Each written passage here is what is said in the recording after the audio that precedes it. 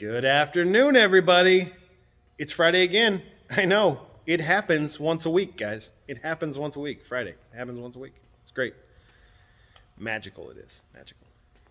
Well, it's that time for us to converse, for you to sit back, get cozy, get comfy, and let's talk about some cars, shall we? Let's discuss this week's events. Little bit of a slow start for me this week. I was actually out sick on Monday. Last Friday I shot the video, I went home, and I felt like garbage. Turns out I had the flu. Never fun, but certainly better than getting the big old, the COVID scare. Getting that. Nothing to mess around with, guys. Nothing to mess around with. Neither one is one to mess around with. The flu sucks too. So I got back on Tuesday. I was better. I wasn't 100%, but I was better. But Monday I totally missed. So Christian took up the mantle, got some work done. He was here all week. And yeah. So let's get to it. Let's talk about what I and what Christian did this week, shall we? Let's start with the Triumph. But did you guys think that I was going to talk about something other than the Triumph and the Jaguar this week? No, we're still on the Triumph and the Jaguar. We're still here. If you've missed the previous updates about the Triumph and the Jaguar, well, there's not a lot of them, so go back and watch them.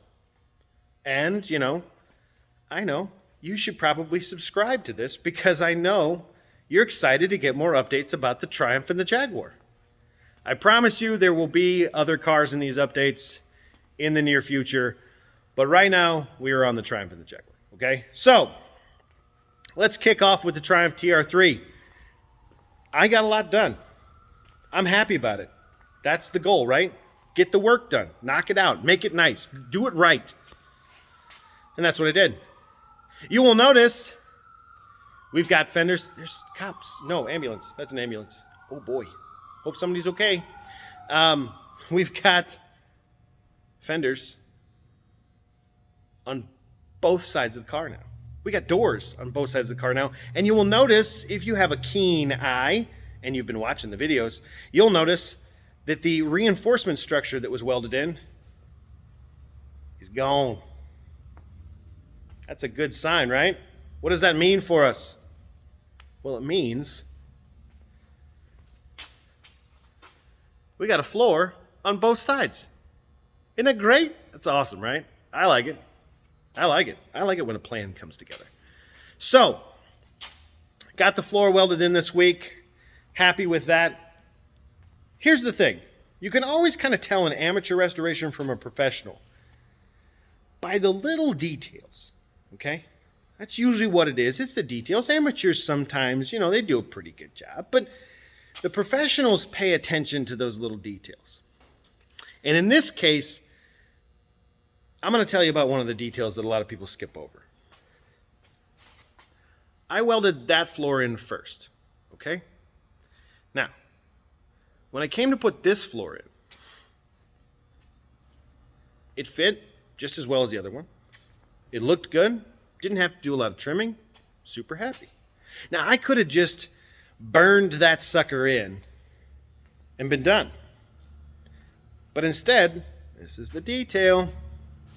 I went back to the first floor and I took measurements from the rest of the body tub to the floor, actually to multiple different holes that are in that floor. You see, floors have holes in them. Crazy, right? They were made that way. Some are for draining out water, some are for getting access to certain parts of the car, and some are for mounting the seats. Some are for physically mounting the car. Now,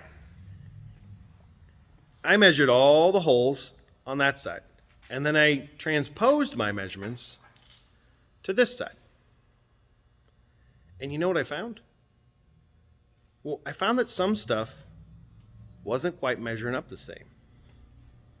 So I took kind of a catalog of what holes were in the same spot as the other side.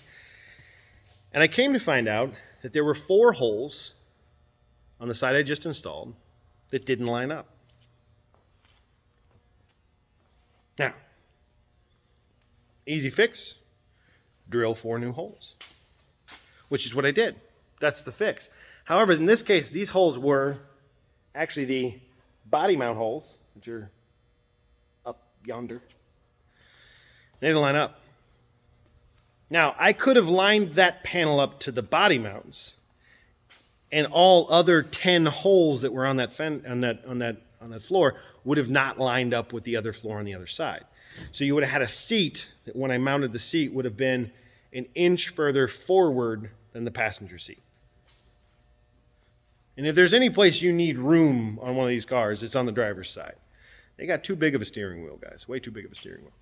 So, both sides have fenders. Both sides have floors. We're moving right along. Next step for this one is we've got some lower fender patches we got to do on the front fenders. We're not going to do the final panel gapping on this yet, okay? We've got some finalizing stuff with some welds here and there and some little things that need to be addressed. But once those little things, those little welds, the little grinding that needs to be done is finished, what happens is we will paint the engine bay, interior, and trunk area, and the underside of the car. Why are we jumping so quickly into paint work when the outside of the car is not ready for it? Because we want to get this car mounted back to its chassis. It's on a body jig right now, and the body jig has mounts that are measured and made using factory dimensional drawings of where mounts should be to mount a Triumph TR3 body to a chassis. And the chassis was checked when it was being restored as to whether or not its mounts were in the right spot to accept a body. And both of those things, they measured out perfectly. Well, as perfect as they can be. And they're great. Nothing wrong. Happy. So why wouldn't I just finish the body work on this and then when it's all done, put it on the car?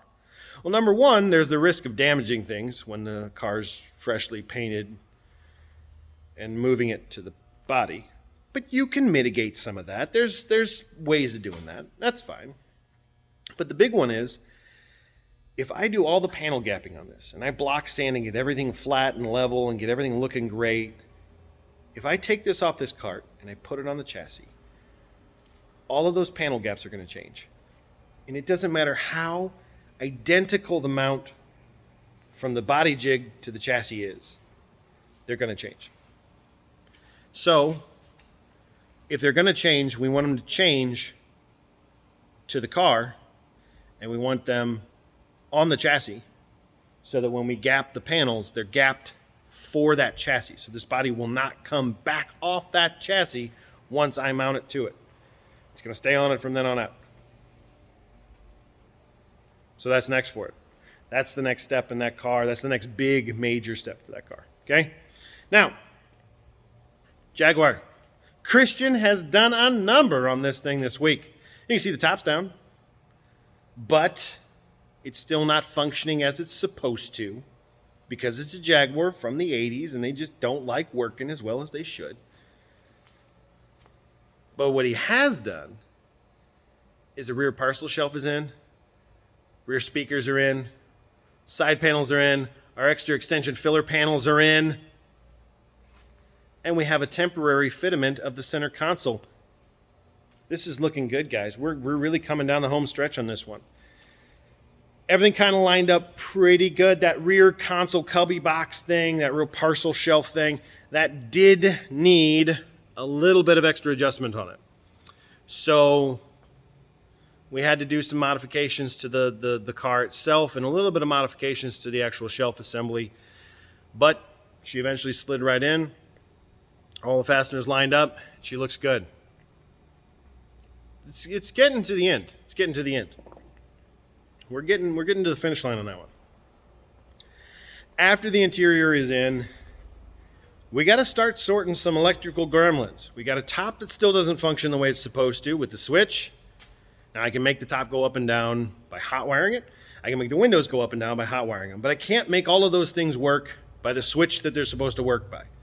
And I've also hot wired around the switch, so it's not the switch.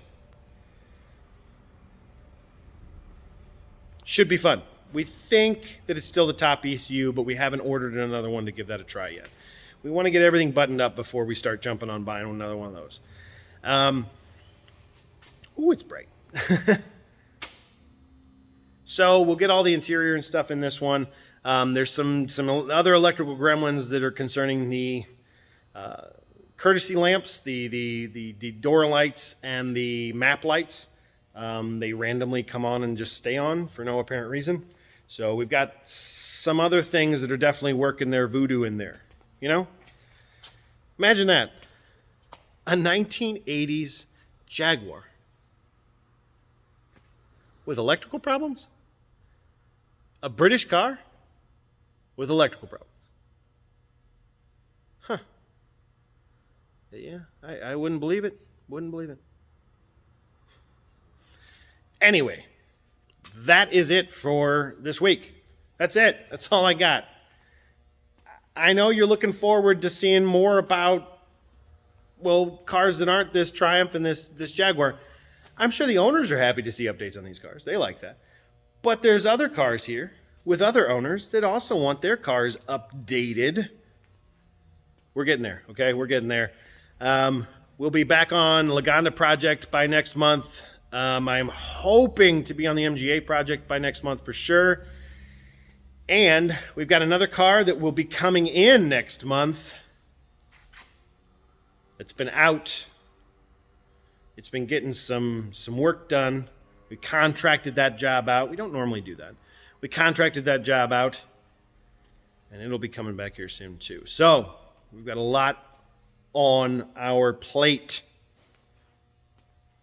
So stay tuned and keep watching these updates. If you are not subscribed, do it. Subscribe. Click the like, subscribe button, the bell notification icon, all those things. You know the routine.